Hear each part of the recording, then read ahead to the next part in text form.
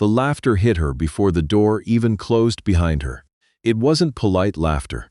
It wasn't the kind people try to hide behind a cough or a turned shoulder. It was open, unashamed, the kind that fills a room and expects the walls to agree, and every single person seated around that long mahogany table, every one of them in a suit that cost more than most people's rent, joined in without hesitation, except for one man, standing just inside the doorway behind her. But Lyra Osei-Hammond didn't know he was there yet. She stood at the head of the table with her leather portfolio tucked under one arm, her coat still on. Because no one had offered to take it, and she kept her eyes level.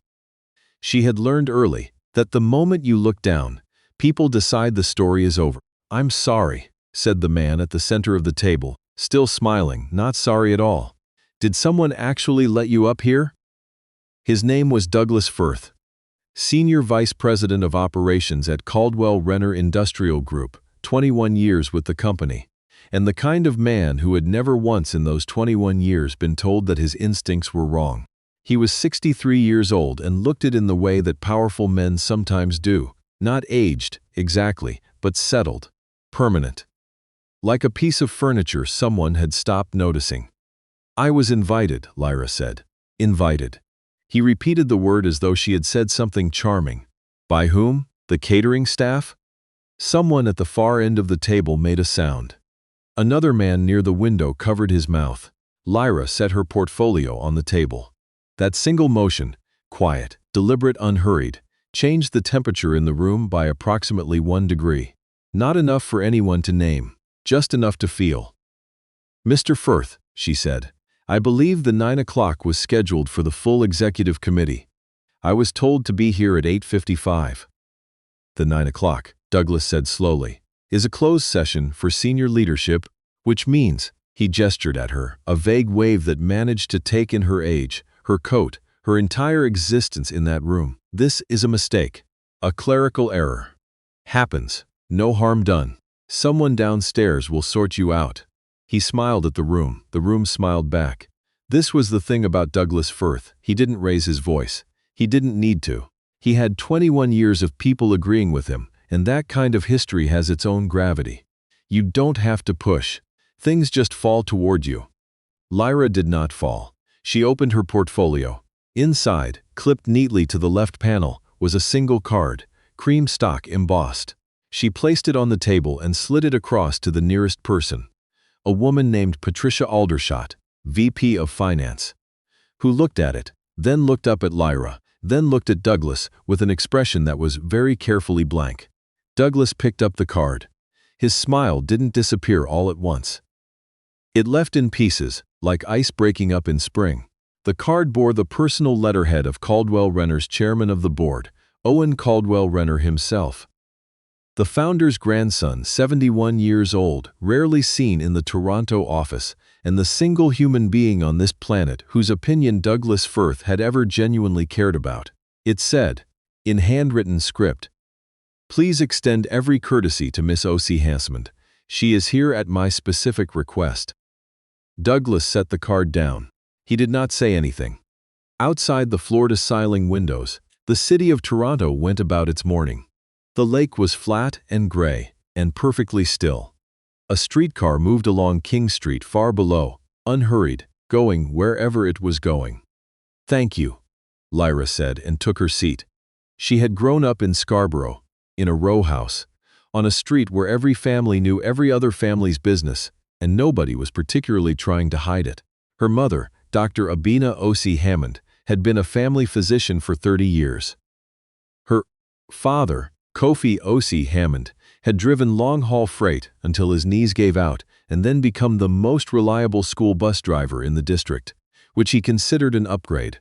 They were not wealthy people. They were, as her mother liked to say, intentional people. There was a difference. Lyra had been reading her father's trucking contracts since she was 9 years old. Not because anyone told her to, because she found them interesting.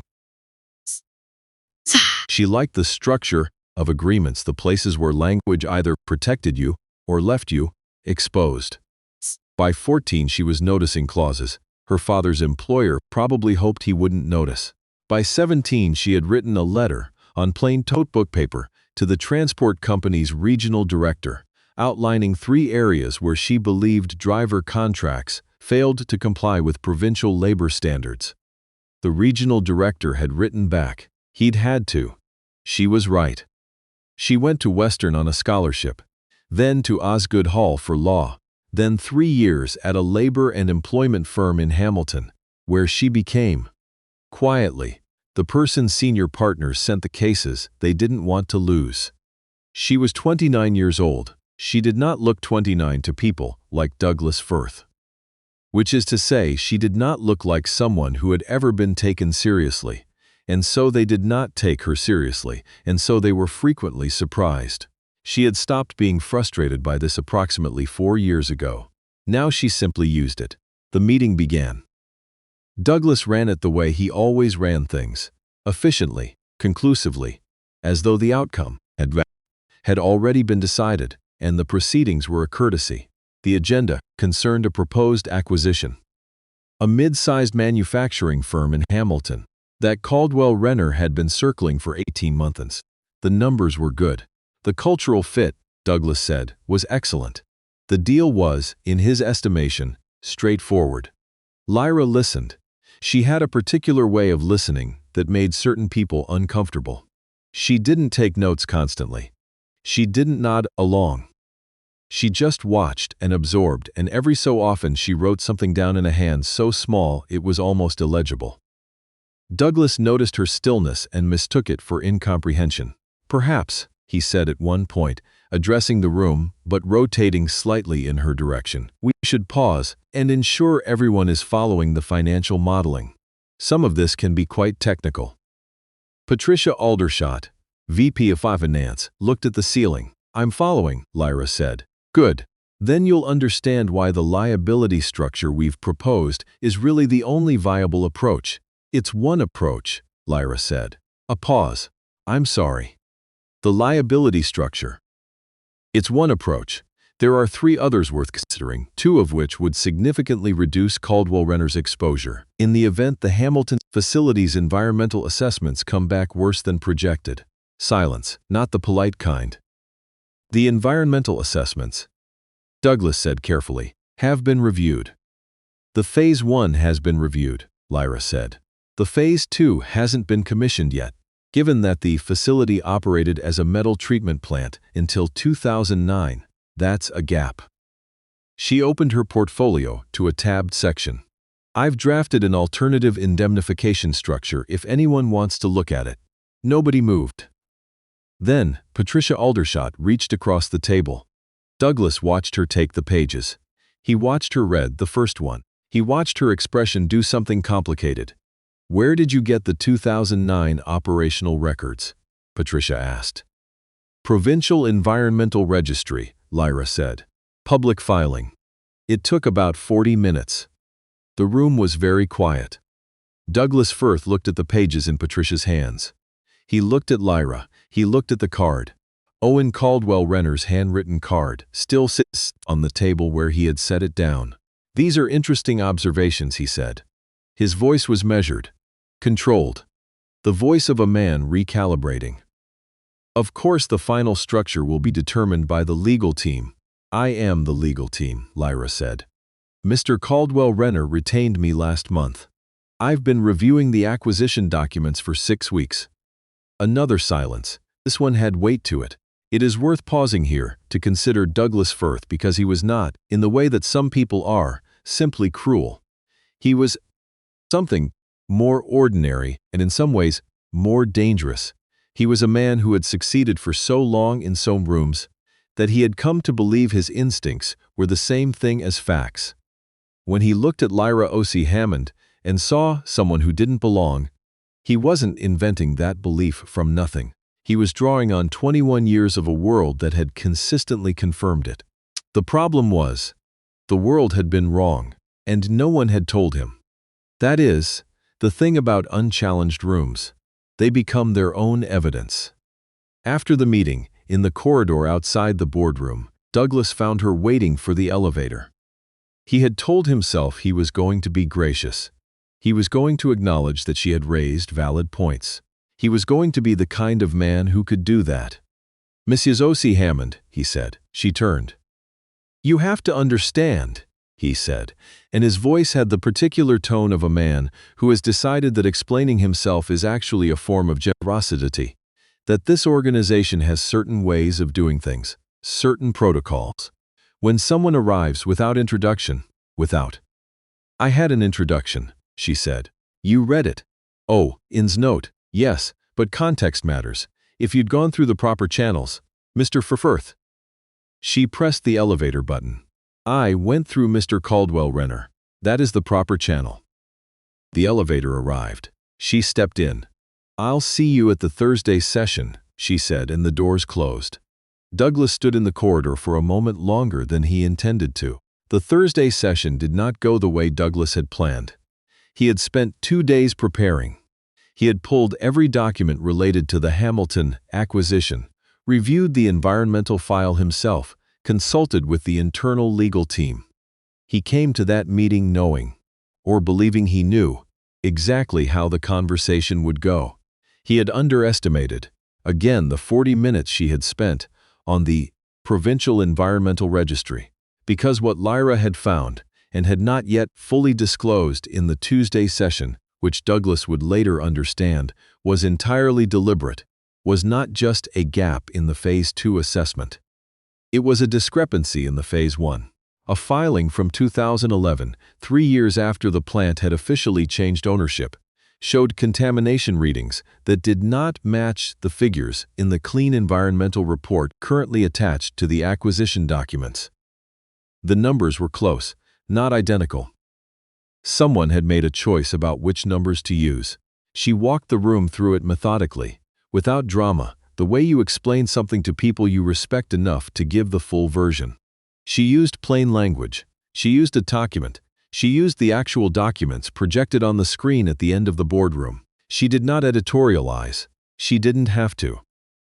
By the time she finished, Douglas Firth had not said a word in 23 minutes. Patricia Aldershot had her phone out and was texting someone. Her assistant, it turned out, asking her to reach Owen Caldwell-Renner's office immediately. "What we're looking at," Lyra said, "is the possibility that the seller's legal team submitted a modified environmental report. If that's the case, this acquisition, as currently structured, exposes Caldwell-Renner to significant legal and financial liability. We need to pause the deal pending independent verification." "The deal," Douglas said, and his voice was not quite steady, "is 18 months in the making. The seller has a signing deadline." "The seller has a signing deadline," Lyra agreed. "We have a due diligence obligation. Those are two different problems. Only one of them is ours." She closed her folder. "I've already prepared the formal recommendation to pause," she said. "I'll need someone from this committee to co-sign before it goes to Mr. Caldwell-Renner." Patricia Aldershot put down her phone. "I'll co-sign," she said. Douglas looked at Patricia. He looked at the faces around the table, his meeting, his 21 years of institutional authority, and he saw something he had not seen before. He saw that the room was no longer falling toward him. Owen Caldwell-Renner came to Toronto the following Monday. He was not the kind of man who made announcements. He arrived the way significant things sometimes arrive, quietly, without ceremony, and with the full weight of what he represented already present before he said a word. He was tall, unhurried, with the kind of stillness that comes not from passivity, but from never having needed to prove anything to anyone in a very long time. He shook Lyra's hand in the lobby. "Mrs. Osei-Hammond," he said, "walk with me." They took the elevator to the 42nd floor, which was the executive suite, which was a floor Douglas Firth had occupied for 11 of his 21 years, and which he had come to think of, in some unclaimed corner of his mind, as his. The full executive committee was assembled. Owen sat at the head of the table. He did not consult notes. He did not make preamble. "The Hamilton acquisition is suspended pending independent environmental review," he said. "If the discrepancy Miss Osei-Hammond identified is confirmed, We will be pursuing legal remedies against the seller's representation team. That process will be led by Miss Osei-Hammond." He paused. In addition, given the risk management failures this process has revealed, specifically, the failure to conduct adequate environmental due diligence before reaching heads of agreement, there will be a structural review of how this organization manages acquisition oversight. He looked then at Douglas. "Douglas," he said, "you and I will speak afterward." Douglas nodded. His face was composed. His hands, beneath the table, were not. "I also want to make something clear to this room," Owen continued, and his voice was even, unhurried, the voice of a man who had never once in his life needed volume to be heard. "Mrs. Osei-Hammond was retained because she is exceptionally good at what she does. She was invited to this table because I invited her. Anyone in this organization who made her feel otherwise made an error in judgment. I trust that error will not be repeated." No one spoke. Lyra kept her eyes on the table in front of her. Not from embarrassment, not from modesty. She was thinking about the 2011 filing, and the numbers, and what the independent review was going to find, because she already had a reasonable idea, and the work was not finished yet. The work was never finished. That was the part people didn't understand when they looked at a moment like this and thought it was about the moment. It wasn't about the moment. It was about 40 minutes on a provincial database. It was about a letter to a transport company's regional director written on notebook paper when she was 17 years old. It was about learning, early and thoroughly, that the people who assume you don't belong in the room have simply not yet been given the correct information. She had spent her entire career providing correct information. She intended to continue. Douglas Firth cleared out his office on a Wednesday. It was a significant office. Corner, 42nd floor, a view of the lake that on clear days extended to the horizon. He had occupied it for 11 years. He had the kind of possessions that accumulate in an office over 11 years. Framed photos, a small sculpture his daughter had made, industry awards, a coffee maker that cost more than some appliances. It took him most of the afternoon. The formal announcement cited a mutual decision to transition into retirement, which is the language these things always use, and which everyone in the building understood perfectly. He did not see Lyra on his way out. She was in a conference room on the 38th floor with 2 environmental lawyers and a forensic accountant, going through the seller's documentation page by page. She did not know he had left. She was working. The independent environmental review came back 6 weeks later. The discrepancy was confirmed. The Phase 1 report attached to the acquisition documents had used figures from a 2006 pre-contamination survey, not the 2011 assessment. The seller's legal team had made a choice, and they had been counting on no one looking closely enough to notice. They had counted wrong. The civil claim Lyra filed on Caldwell Renner's behalf was for $12.4 million. It settled 14 months later for $8.7 million, which was, as these things go, considered an excellent outcome. Owen Caldwell Renner sent her a note when it settled. Handwritten, cream stock, the same embossed letterhead. It said, "Well done." I was not surprised. She kept it. She had a box where she kept things like that. Not trophies exactly, more like receipts. Evidence of a particular kind of transaction, the kind where you show someone who you are, and they see it, and the record exists. Her mother had a word for it, dabi-dabi. Little by little, the understanding that the significant things rarely arrive all at once, that they accumulate, that the work done in the quiet years is never wasted even when it looks like it is. Lyra had thought about that a lot. In the years when she was doing work that nobody saw, in offices where people smiled politely and looked past her shoulder for the person they expected. She thought about it now, in her office on the 39th floor. A good office, not a corner, but with a window that faced east, which she preferred because she liked the mornings. And she thought, dabi-dabi, little by little. Outside, Toronto was doing what Toronto does in early spring, that long, uncertain thaw where the cold keeps returning like it hasn't quite decided to leave. and the lake sits gray and enormous and patient, waiting. She opened the next file. There is a particular kind of quiet that belongs to people who have learned to let their works speak first. You have probably met someone like that. If you have, you know that the silence around them is never empty. It is full of everything they already know, everything they have already done, every door they have already walked through, while someone in the doorway was still deciding whether to let them. Lyra Osei-Hammond had been walking through those doors her whole life. She had stopped waiting for permission somewhere around the age of 9. In a row house in Scarborough, reading a trucking contract under a kitchen table lamp, while her father finished dinner and the city went on outside the window, indifferent and enormous and full of rooms she had not yet entered. She would enter them. She always did.